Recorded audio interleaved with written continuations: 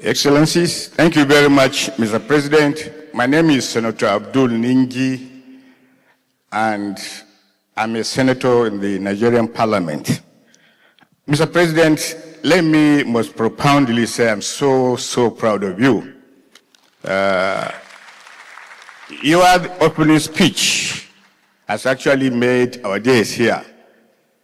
Mr. President recalled when you were in power, I was in the Senate, and of course, the Deputy Senate Leader.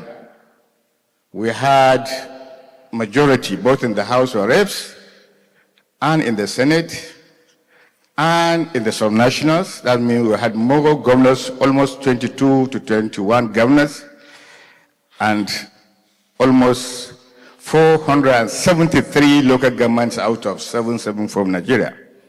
My question has to do with this scenario of most leaders, particularly in Nigeria, having what you call in the Nigerian parlance, cabal.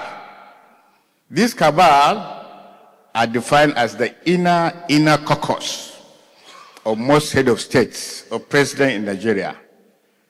And there was this rumor that if the cabal had known you are going to concede to the president, we had this rumor that you would have been drugged so that you will be sleeping for 24 hours.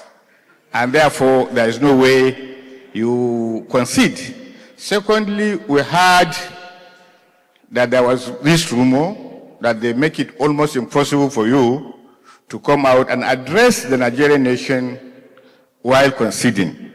Mr. President, my question is, did you foresee at that material time that there are some interest groups within the presidency and outside the presidency that had that ambition, and therefore you did a fast one on them and quickly concede even before the formal announcement of the official result?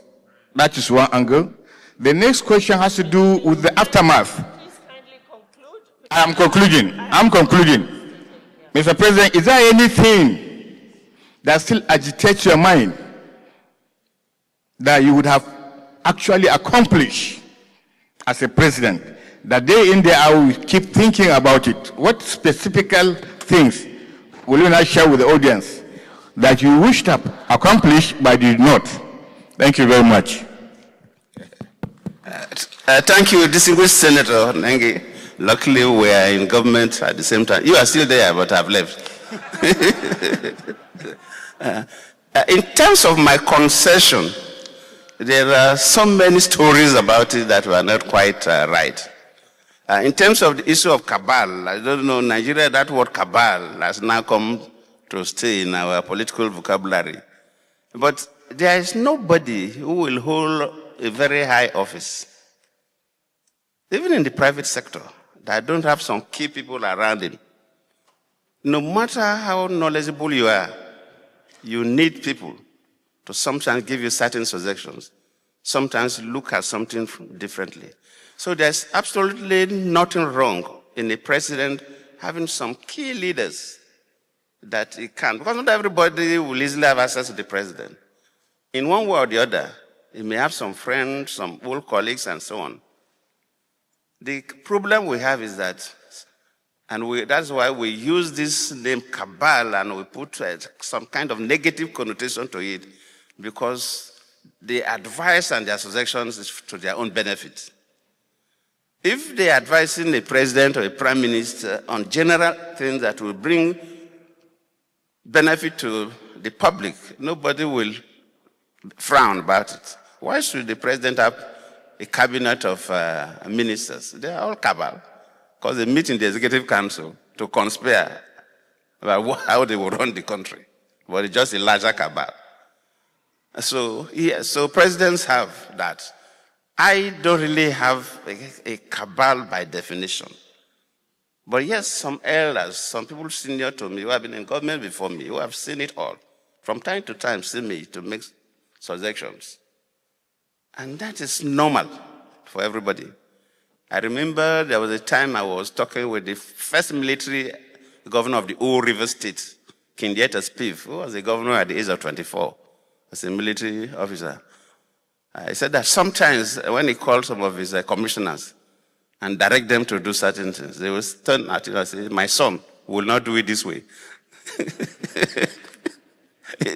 So you have those kind of who are senior to you that sometimes can help. So there is nothing wrong. And there is no cabal that confused me. That day, I remember vividly that I called General Buhari. Results were coming in. Then I witnessed the incident that happened at the National Election Center when Elder Rubebe, who was representing me, challenged Jiga, the chairman of the National Independent Electoral Commission. And it was very bad, and people say the country would go into crisis. We witnessed all that. So, yeah, some of my aides, some ministers were there with me, some of my aides were there. And people were talking random. I couldn't even talk. I was just listening to people. Everybody is making one suggestion or the other, and so on. I remember Ngozi too was there, the finance minister then. Attorney General, I think he was also there. Dudafa was there. This theater minister then,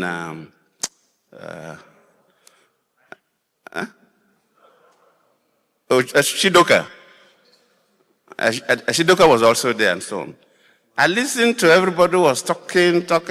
So at a point, I left them and entered to my study down. And I called the control to link me up with President Buhari then. I didn't even tell them. So they linked me up. Then I congratulated Buhari. So after that, I came back to join them, and they were still talking. And I said, well, gentlemen, no need to talk again. I've congratulated Buhari. It's over. Then Chidoka, I said, President, have you done that? I said, yes. They said, can I tweet it? I said, go on and tweet it. So it was Chidoka that tweeted, and they went viral. So the stories of Cabal pushing left and right, I don't think it was quite correct. There was nothing like that. Then you ask whether there are certain things I would have loved to do, but I couldn't do.